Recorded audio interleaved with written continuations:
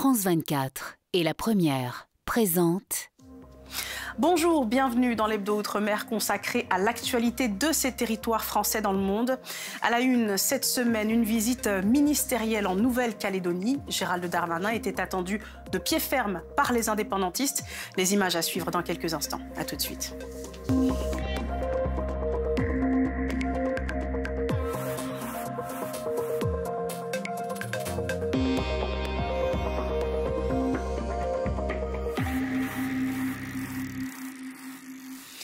Des scènes de violence en marge de la visite de Gérald Darmanin en Nouvelle-Calédonie. Mercredi, le ministre de l'Intérieur et des Outre-mer était accompagné de sa ministre déléguée et du garde des Sceaux. Dans le chef-lieu à Nouméa, quelques centaines de militants indépendantistes ont protesté contre le dégel du corps électoral provincial annoncé par l'État. Gérald Darmanin a tenu à répondre. On l'écoute. Au bout d'un moment, il faut qu'on soit courageux, tous, et se dire qu'un dégel du corps électoral de 10 ans, c'est-à-dire déjà très exorbitant du droit commun de ce qui existe ailleurs dans l'Hexagone, dans les autres territoires ultramarins, ça paraît tout à fait raisonnable. Et ceux qui sont contre ça sont en fait contre la démocratie. Et Mayotte ne s'apaise toujours pas. Les habitants qui protestent contre l'insécurité et l'immigration clandestine maintiennent leur barrage, mais des délinquants en profitent pour semer la terreur. Alors la tension ne redescend pas. On fait le point sur les événements de cette semaine avec Pierre Lacombe. Un début de semaine dans la plus grande confusion à Mayotte. L'annonce de la levée des barrages la semaine dernière divise dans les rangs des manifestants. Certains y sont favorables, d'autres sont déterminés à poursuivre et à intensifier le mouvement. On ne peut pas lever les barrages tant qu'il n'y a pas l'état d'urgence à Mayotte. On en a marre. Je plaide à ce que justement les barrages soient levés progressivement, puisque c'était un engagement qui avait été pris au préalable lors des discussions avec le ministre. Sur l'île, les conséquences du mouvement se font ressentir. Les écoles sont vides et les camions de collecte de déchets sont bloqués. En temps normal, 250 tonnes sont ramassées chaque jour. On a pu ici et là collecter une petite partie, mais de toute façon le gros de déchets est encore en stock actuellement. En milieu de semaine, tous les axes stratégiques étaient paralysés, du nord au sud, en passant par le centre. Nous, on reste dans le dynamique pour justement intensifier les actions et pour montrer au gouvernement que nous sommes solidaires et nous allons jusqu'au bout. Léger signe d'amélioration, la reprise très lente des rotations des barges entre la Grande Terre et la Petite Terre et la levée temporaire du barrage de Longoni qui permet l'accès au port. 300 containers ont pu être livrés en milieu de semaine. 5000 sont encore en souffrance sur le quai de débarquement. C'est quand même très difficile parce que chaque organisation ne peut se faire la veille pour le lendemain. Maintenant, on est obligé de le faire au jour le jour. Une situation tendue et à l'issue toujours incertaine en cette fin de semaine. Alors que le barrage de Longoni s'est à nouveau installé, la ville de Combani a vécu une nouvelle nuit de violence avec une vingtaine de voitures caillassées ou incendiées. La ministre déléguée aux Outre-mer, Marie Guévenoux, est attendue en début de semaine prochaine sur l'île. La Guyane, en pleine épidémie de dengue. Près de 800 nouveaux cas sont recensés chaque semaine. Et la maladie transmise par les moustiques est particulièrement dangereuse pour les personnes atteintes de drépanocytose. À Cayenne, une vingtaine d'enfants sont hospitalisés. Jennifer Baratini et Karl Constable. Diwan, 16 ans, est atteint de la drépanocytose. Il est en pleine crise, mais c'est à cause de la dengue. Il est très affaibli. Cela fait 6 jours que l'adolescent est hospitalisé.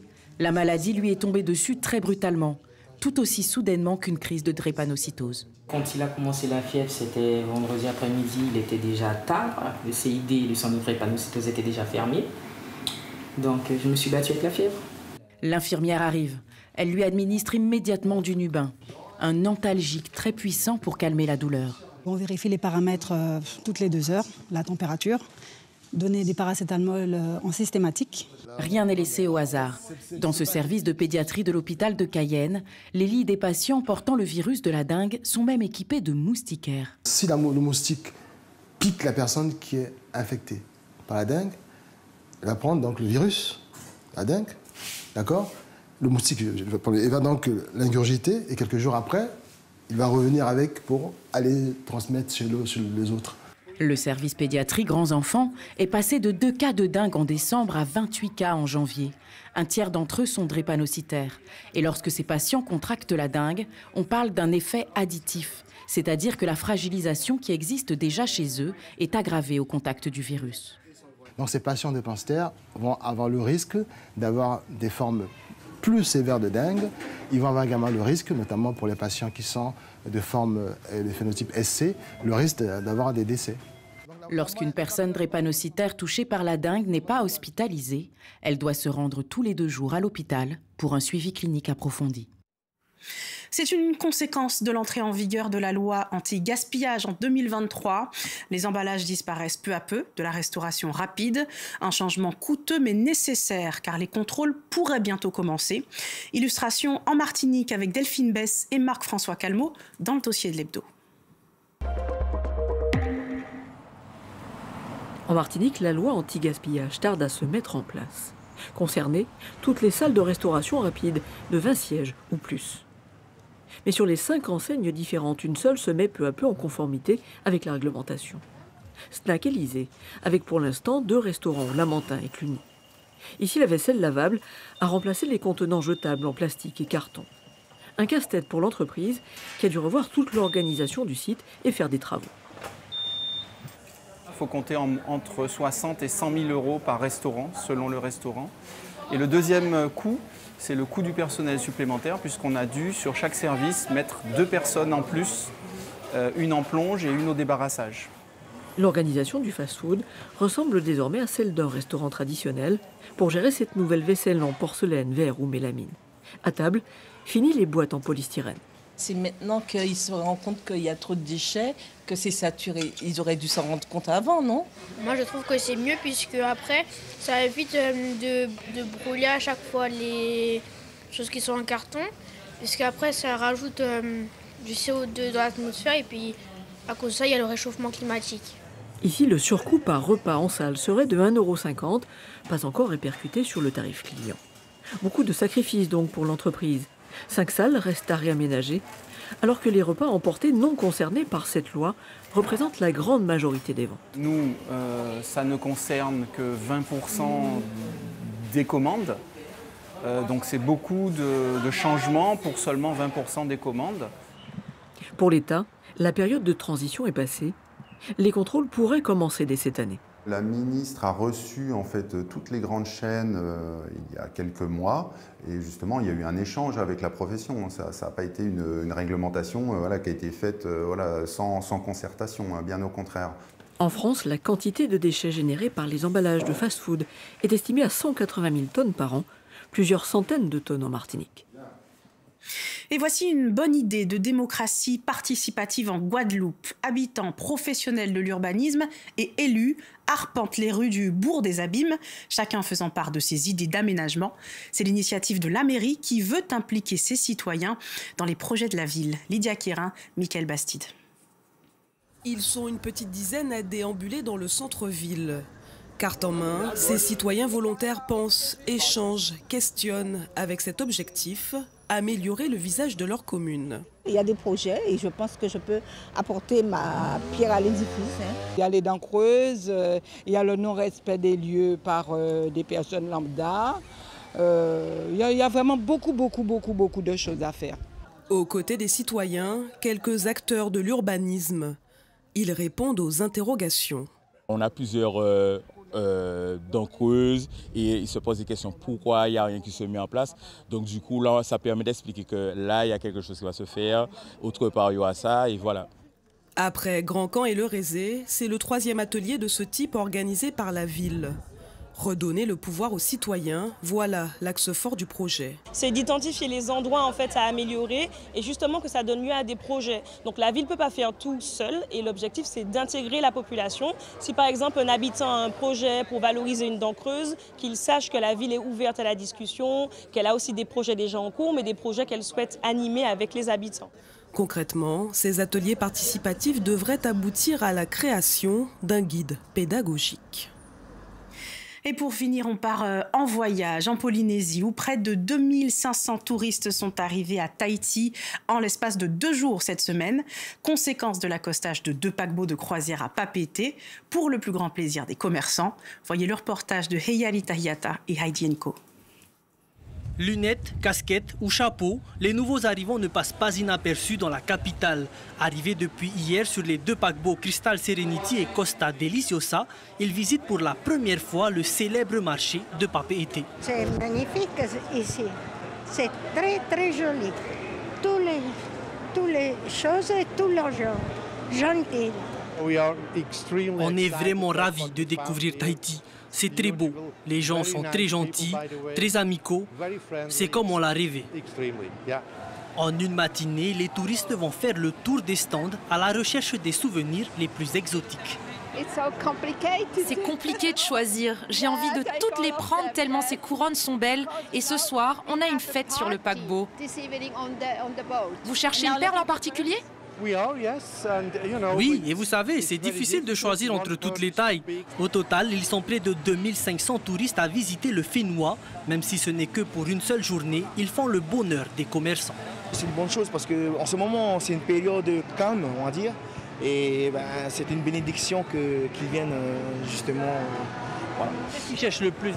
Des petits souvenirs comme le monoï, le produit phare c'est le monoï, ensuite il y a la vanille et la perle. Voilà. Nous sommes très contents pour l'artisanat. Ce sont des bons clients? Oui, ce sont des bons clients. Oui, pas trop de manières, mais c'est surtout les Américains qui demandent à baisser un peu le prix. Mais sinon, la globalité, ça va. Très essentiel pour tout le monde, que ce soit dans notre domaine, dans tous les domaines. Hein? Et qu'il reste un peu plus longtemps et qu'on essaie d'ouvrir un peu plus longtemps aussi pour qu'on puisse bien vendre. Pour rappel, en 2023, le secteur du tourisme a généré plus de 85 milliards de francs et représenté près de 9% du PIB en Polynésie française. Et c'est la fin de cet hebdo. Merci de l'avoir suivi. Pour le revoir et suivre toute l'actualité des Outre-mer, direction france24.com et la première.fr. Très belle journée ou belle soirée, où que vous soyez. L'information continue sur France 24.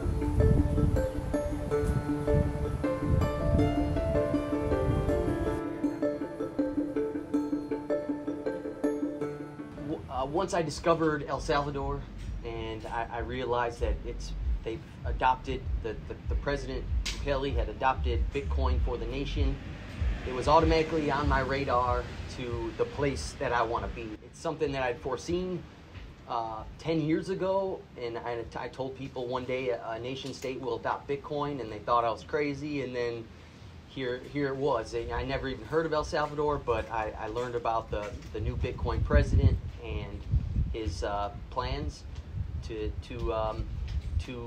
not only adopt Bitcoin, but develop a Bitcoin city.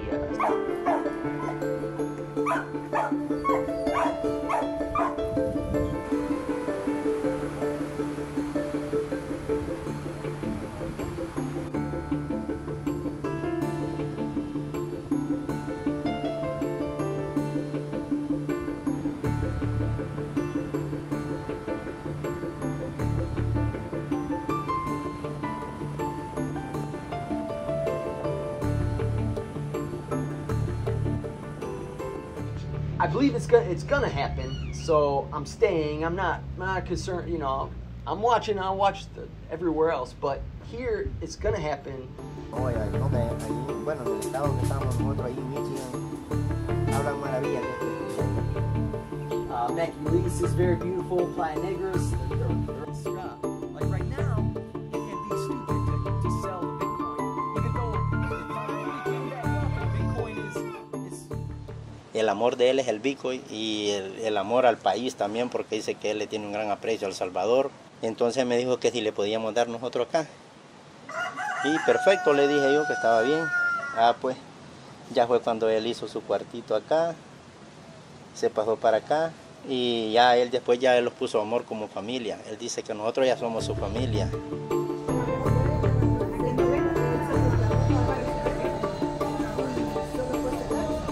Regresemos al pasado, que el camino sea irreversible.